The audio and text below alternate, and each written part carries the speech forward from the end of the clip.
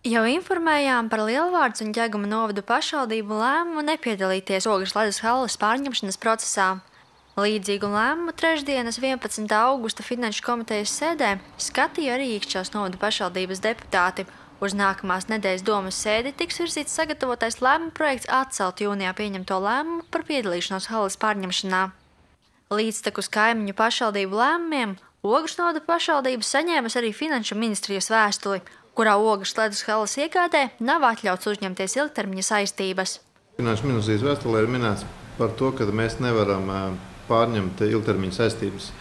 Un nezinot, kāda būs valstī situācija ar naudu, ar visām šīm problēmām, tad arī Finanšu ministrija izdevusi šādu rīkojumu, kad mēs nedrīkstam pārņemt šīs ilgtermiņa saistības. Tā kā arī mums tālāk turpmāk lemt par šīs halles iegādi īstenībā ir bezjēdzīgi. Ir jādara viss iespējamais, lai nepazaudētu bērnus, kas veido jauno hokejistu un daļslidotāju paudzi. Vecāki pietiekami ilgu laiku ir investējuši savos bērnos, un ja halle tiks aizvērta, tad lielākais zaudētājs būs pašvaldība, norāda Egils Helmanis. Neskatoties uz aizliegumu uzņemties ilgtermiņa saistības, Ogres novada pašvaldības pārstāvi turpinās skatīt jautājumu par hokeja tradīciju saglabāšanu. Līdzīgu viedokli pauž arī Īkšķeles pārstāvji.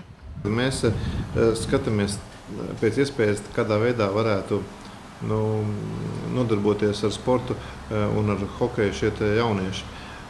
Un, veids, kā tas varētu būt, ka zem sporta centra izveidojot sporta sekciju, kas nodarbotos ar daļslidošanu un ar hokeju, un pašvaldība varētu iegādāties šo ledu pirkt priekš šīm nodarbībām no šīs halles, un tagad tiek precizētas šīs izmaksas, kādas būtu, lai šī halle pastāvētu, lai mēs, un cik arī nepieciešams būtu priekš mums, priekš šīs sporta sekcijas. Egils Matskins, Ogres ledus halles izpilddirektors, norāda, ka šobrīd halle darbojas. Telpas izmanto treniņu nometne, bet vakaros ledu īrē amatieru un bērnu hokeja komandas. Halle darbosies līdz 17. augustam. Pēc tam visticamāk ledus atkal tiks nokausēts. Zanda Treško, Ogres televīzija.